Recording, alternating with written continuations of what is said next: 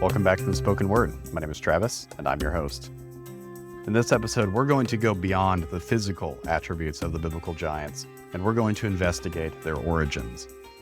Recall that, at least in the ancient Near East imagination, giants were not strictly human. They were typically portrayed as divinely empowered superhumans, demigods, or entirely non-human creatures, completely separate from humans. Giants weren't listed among the things created in Genesis 1, and clans like the Rephaim and the Anakim seem absent from Genesis 10's Table of Nations. So the question arises from the text, where did giants come from? And more importantly, if the Bible is a spiritual war story, how do the giants fit in?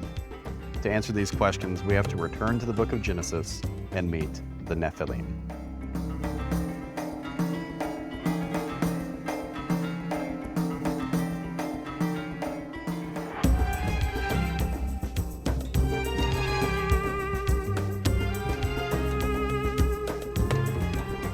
The Nephilim are enigmatic, and recently they've caught the imagination of popular Christianity. There are all kinds of wild conspiracies that are attached to these creatures, but I'm going to stick to the text, try to stay scholarly, and be explicit as possible as I can when I speculate. But I want to lay down one thing before I say anything else. The point of giants in the Bible, such as the Nephilim, is that they are evidence of a special degree of cosmic rebellion. The first time the giants are ever mentioned is in Genesis 6, in the days before the flood. Humans and animals had corrupted themselves, angels broke the heaven and earth boundary and were taking human women as wives, and the Nephilim were running around during that time. The presence of giants in later eras, like what we see in the book of Numbers, is an echo of that rebellious story from Genesis 6. The presence of giants is physical evidence of cosmic corruption in the biblical imagination. So, if you can bear that in mind when you read of biblical giants, you're at least a step closer to hearing the Old Testament stories like an ancient Israelite, and therefore, you're really getting the meaning that you're supposed to. But with that all aside, let's wade into the literature that is available on the origin of the giants, beginning with our study of the Nephilim. As we said earlier, the Nephilim appear in Genesis 6. Specifically in verses 1 through 4, which serves as a brief backdrop of the flood event. It reads as follows. When mankind began to multiply on the earth and daughters were born to them, the sons of God saw that the daughters of mankind were beautiful, and they took any they chose as wives for themselves. And God said, My spirit will not remain with mankind forever, because they are corrupt. Their days will be 120 years. The Nephilim were on the earth both in those days and afterward, when the sons of God came to the daughters of mankind, who bore children to them. They were the powerful men of old, the famous men. Before we discuss the Nephilim proper, we do need to discuss the phrases sons of God and daughters of mankind. In this passage, we see the sons of God, literally the sons of Elohim, see and take. Daughters of mankind, literally daughters of Adam, either referring to Adam specifically or to humans generally. And those sons of Elohim and the daughters of Adam have children together. So a question arises, why are the males in this story of Elohim, while the females are of Adam? The most obvious reading is that the author intends to make a contrast. The juxtaposition of the term Elohim, which we know is a term for beings of the spirit realm, and the term Adam, a term for beings of the earthly realm, indicates that the author wishes to identify the women as human and the males as divine. This contrast in terms makes little sense if this is just a story of humans marrying humans and having babies. If that's all that is implied, then this passage is hardly worth being in the highly selective sweep of Genesis 3 through 11. From Adam to Abraham, the author of Genesis only stops when things are significant enough to merit theological attention. Humans doing normal human things does simply not make that cut. But divine-human intermingling, define all of the boundaries and order that were established in Genesis 1, would definitely make that cut. This interpretation makes some people very uncomfortable, though. The idea of angelic entities making babies with women is just not something you talk about in polite society. It is disturbing and scandalous on a whole new level. I agree with that. What I disagree with is protecting people from their own Bibles by outright ignoring passages like this or by simply explaining them away. You can argue about whether or not you think that this event in Genesis 6 was a real event in time and space, or is perhaps just symbolic language. But no matter how you slice this passage, the author wants us to think of the human and the divine mixing in forbidden ways. In contrast, the typical safe view says that the daughters of mankind were wicked women from the line of Cain, and the sons of God were righteous men from the line of Seth. But the text does not make any of those claims. There is nothing anywhere in the text that states that the men in this passage descended from Seth, and there is nothing to say that the women descended from Cain, much less that they were godly or ungodly. There is also not a shred of text anywhere in the early pages of Genesis that forbids marriage between the lines of Cain and Seth. So where did this idea come from? This so-called Sethite view, Sethite meaning a descendant of Seth, was popularized by St. Augustine in the 400s AD. As it turns out, though, Augustine's interpretation defies mountains of Jewish commentary from before the time of Jesus and even early Christian sources, from the Church Fathers to even the New Testament itself. One could actually even argue that his interpretation defies the Old Testament itself. All of these sources overwhelmingly see this passage in a supernatural light, where the sons of Elohim are divine beings. Starting with the Old Testament itself, even today the Jewish Publication Society translation of this passage reads, "When humankind began to increase on earth, and daughters were born to them, the males among the divine beings saw how pleasing the human women were, and took wives from among those who delighted them." The JPS translators aren't just making that up. The Old Testament itself, in the Hebrew language, gives rise to this translation. The reason is rather simple. The title Sons of God, B'nai Ha-Elohim in Hebrew, appears in the Old Testament as a specific title for divine beings.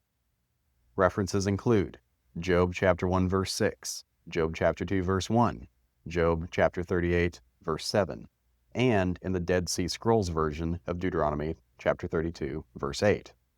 All of these passages explicitly call members of God's divine council sons of Elohim, B'nai Ha-Elohim. Humans, on the other hand, are never once called B'nai Ha-Elohim. In addition, literature that was written between the Old and the New Testament, what we would call Second Temple period Jewish literature, also overwhelmingly takes this perspective. The book of 1 Enoch is perhaps one of the most famous books from this period. In 1 Enoch 6, 1 through 2, it says, "And it came to pass when the children of men had multiplied that in those days were born unto them beautiful and comely daughters. And the angels, the children of heaven, saw and lusted after them, and said to one another, Come, let us choose us wives from among the children of men, and beget us children." In chapter 7, verses 1 through 5, it says, "And all the others together with them took unto themselves wives, and each chose for himself one. And they began to go in unto them, and to defile themselves with them. And they taught them charms and enchantments, and the cutting of roots, and made them acquainted with plants. And they became pregnant, and they bare great giants." So according to 1 Enoch, which was a non-inspired book written between the Old Testament and the New Testament, this passage pins the sons of God as angels, the daughters of men as simply human women, and their offspring as giants. The book of Jubilees, which was another book written during this time period, says in its 5th chapter in the 1st verse, "And it came to pass when the children of men began to multiply on the face of the earth, and daughters were born unto them, that the angels of God saw them on a certain year of this Jubilee, that they were beautiful to look upon, and they took themselves wives of all whom they chose, and they bare unto them sons, and they were giants." These two sources are typical of Second Temple Jewish thought on this matter. They both seem to reflect a cultural milieu in which people were interpreting this passage in a supernatural light. The New Testament authors, being Second Temple Jews themselves, also allude to texts that reflect this view. Peter and Jude were perhaps the most explicit. 2 Peter 2, verses 4 through 5 states, "For if God didn't spare the angels who sinned, but cast them into hell, and delivered them in chains of utter darkness to be kept for judgment, and if he didn't spare the ancient world, but protected Noah, a preacher of righteousness, and 7 others, when he brought the flood on the world of the ungodly." So in this passage, Peter mentions, quote, the angels who sinned in the context of speaking of Noah in a chronological order, because the next thing that he mentions is Sodom and Gomorrah. So Peter's argument goes angels who sinned, the flood, and then Sodom and Gomorrah, these 3 episodes that are laid out in chronological order. 1 Peter 3, 18 through 20 also makes this connection between spirits that sinned and the flood. He says, "For Christ also suffered for sins once for all, the righteous for the unrighteous, that he might bring you to God.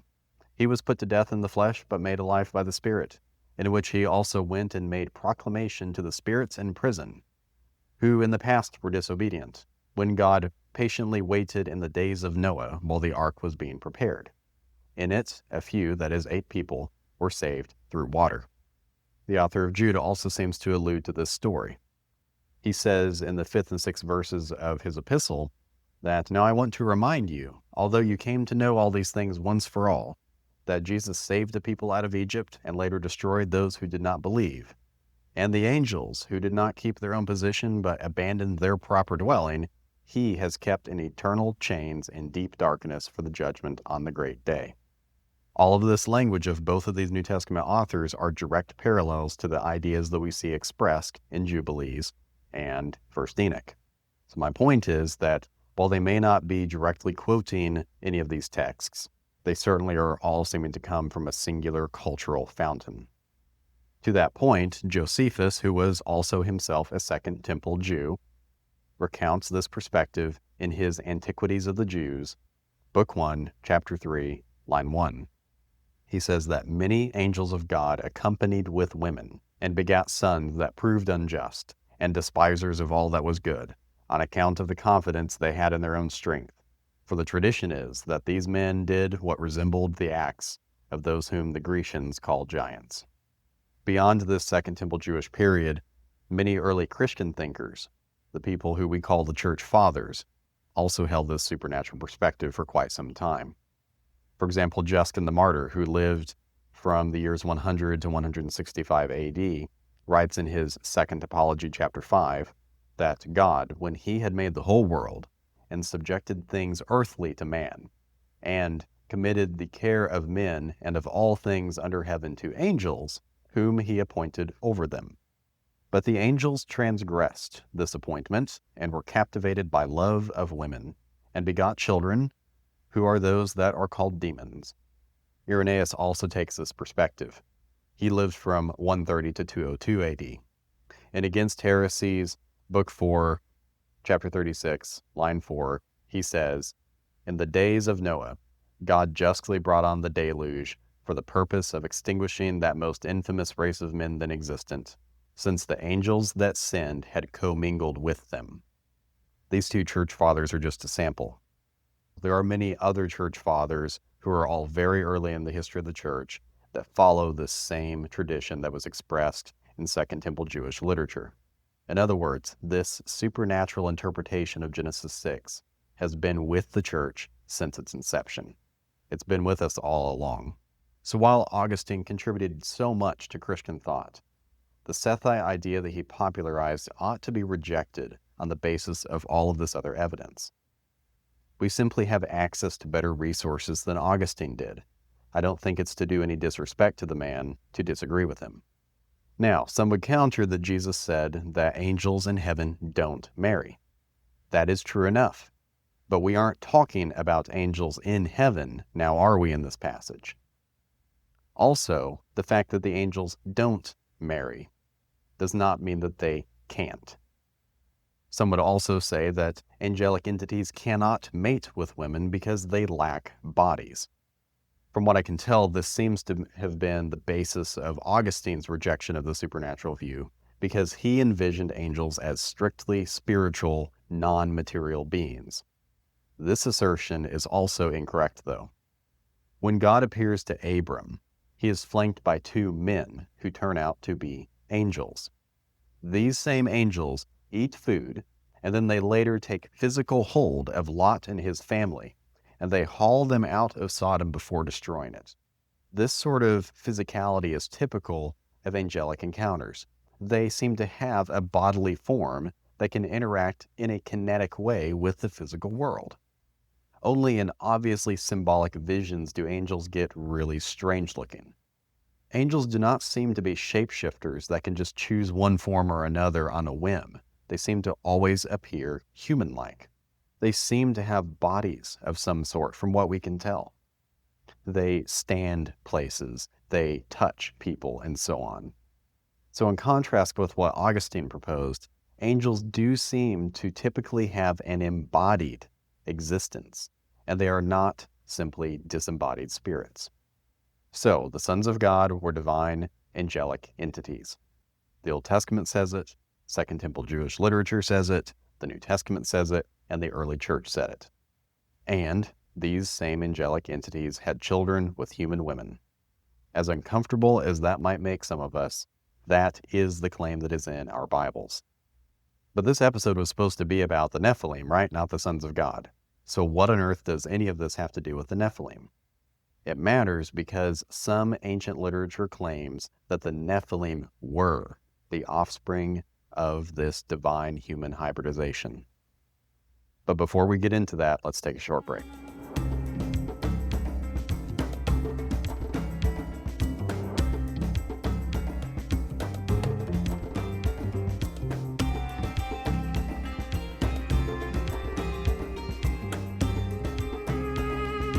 Okay, let's return to the text and review again the passage that mentions the Nephilim.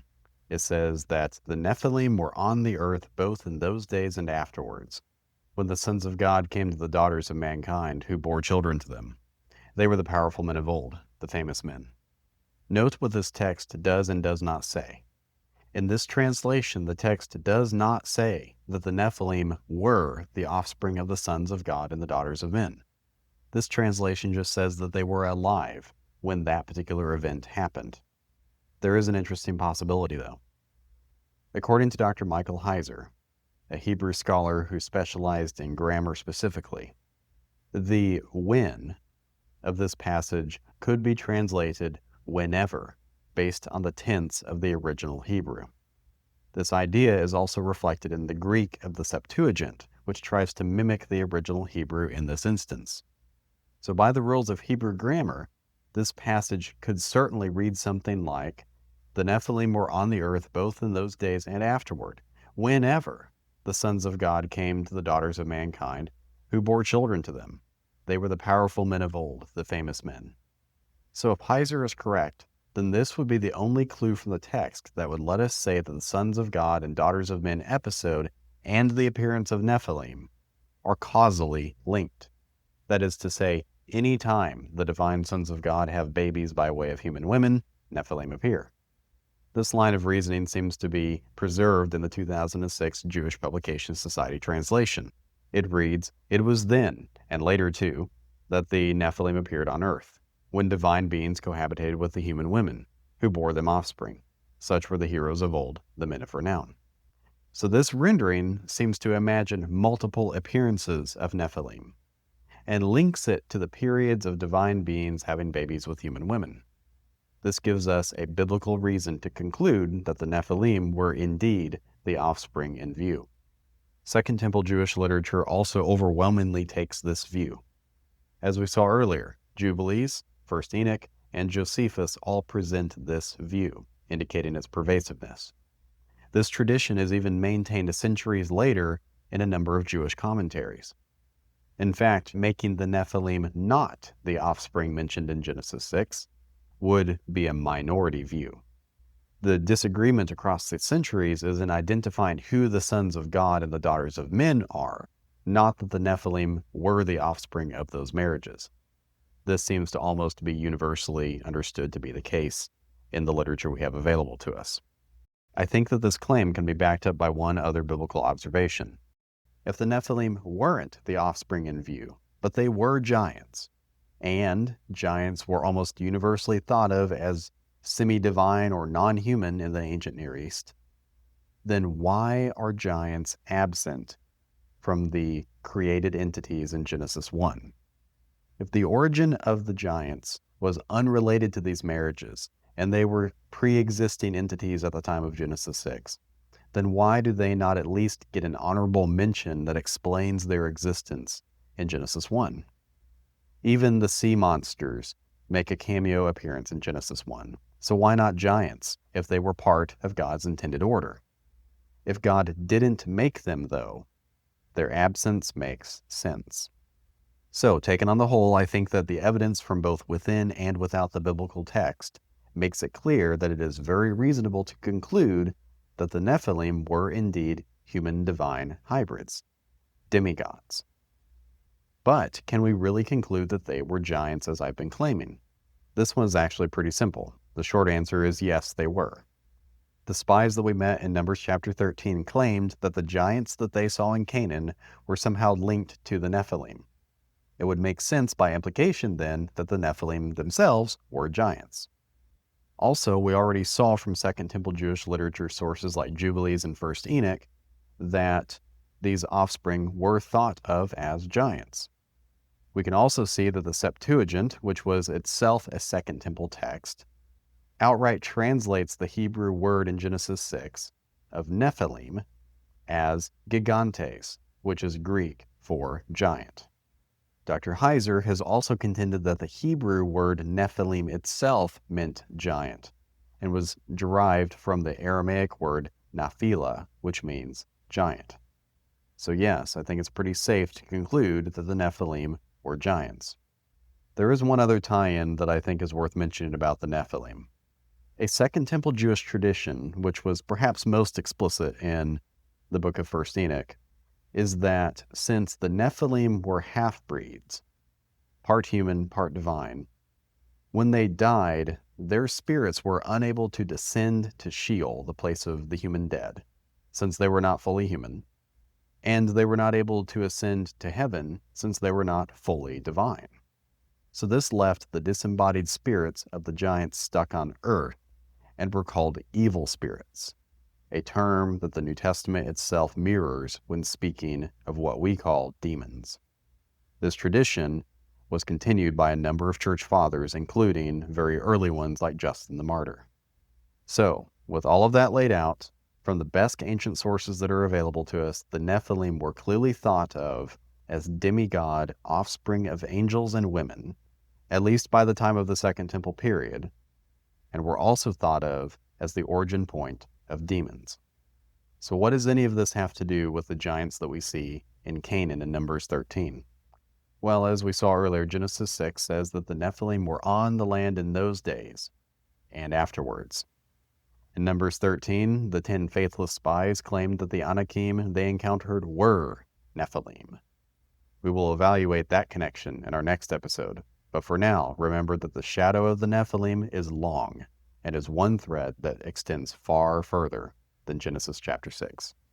Thank you so much for listening. Until next time, God bless.